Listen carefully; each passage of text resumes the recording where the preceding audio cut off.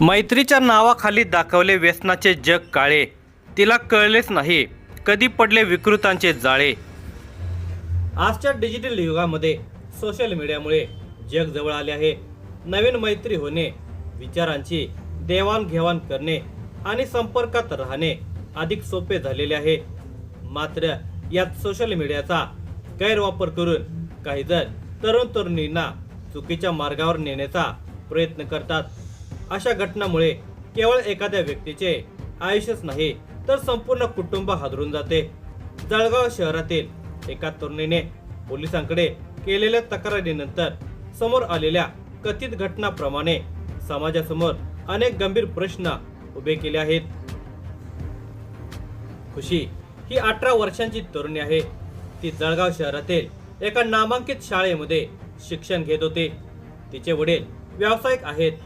सर्वसामान्य कुटुंबाप्रमाणेच तिच्या कुटुंबालाही आपल्या मुलीच्या उज्ज्वल भवितव्याची अपेक्षा होते। परंतु काही वर्षांपूर्वी सुरू झालेल्या एका मैत्रीने तिच्या आयुष्याला कथितपणे वेगळे वळण दिले। खुशी 10वी मध्ये शिक्षण घेत असताना तिची ओळख एका विद्यार्थिनीसोबत झालेली होती। त्या विद्यार्थिनीच्या माध्यमातून तिची अजून एका विद्यार्थिनीसोबत ओळख झाली। सुरुवातीला ही मैत्री इतर मैत्रीप्रमाणेच सामान्य वाटत होते। फेब्रुवारी 2024 मध्ये दोघींनी इंस्टाग्रामवरून एकमेकांशी संवाद साधण्यास सुरुवात केली। सोशल मीडियावरील संवाद हळूहळू मोबाईलवरच्या नियमित संभाषणामध्ये बदलत गेला। दोघींनी एकमेकांचे मोबाईल क्रमांक शेअर केले आणि मैत्री अधिक घट्ट होत गेली। काळ जसा पुढे गेला तसतसे दोघींचे एकमेकांच्या घरी येणे जाणे वाढले। कुटुंबियांनाही ही मैत्री सामान्यपणे वाटत होते। परंतु तक्रारीनुसार याच काळामध्ये काही अशा घटना घडू लागल्या ज्यांचे परिणाम पुढे गंभीर स्वरूपात समोर आले।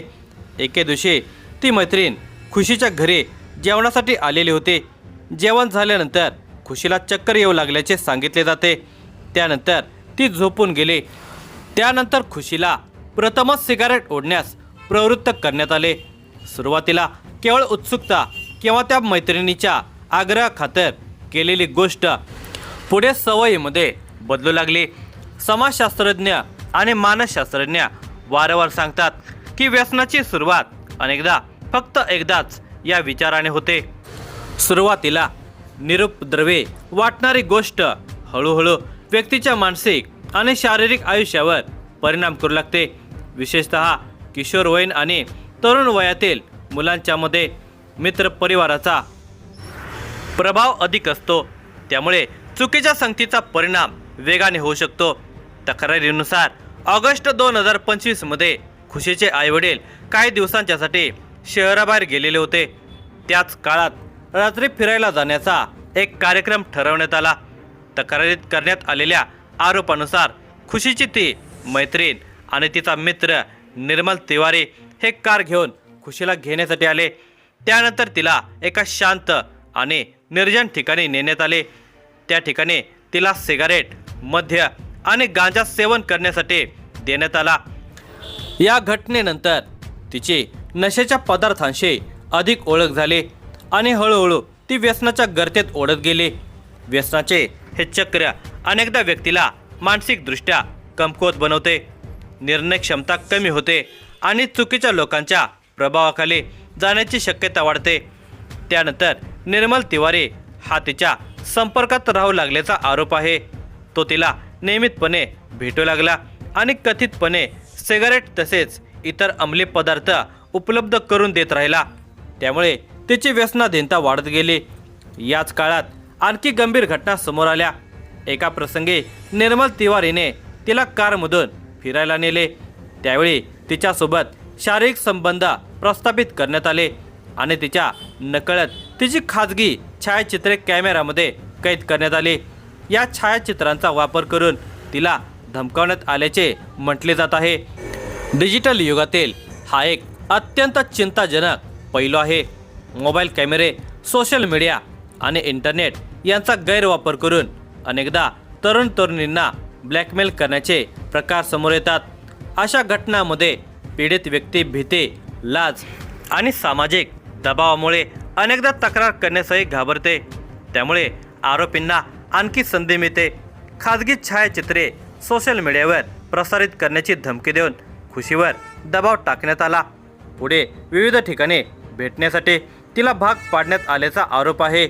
काही काळानंतर खुशी आणि निर्मल तिवारी या दोघांच्यामध्ये प्रेम संबंध निर्माण झाल्याचेही सांगितले जात आहे।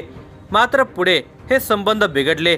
खुशीने स्वतःला या सर्व परिस्थितीपासून दूर करण्याचा प्रयत्न केला, परंतु तिच्या म्हणण्यानुसार त्यानंतरही तिला फोन संदेश आणि विविध माध्यमातून संपर्क करण्याचे प्रयत्न सुरूच राहिले।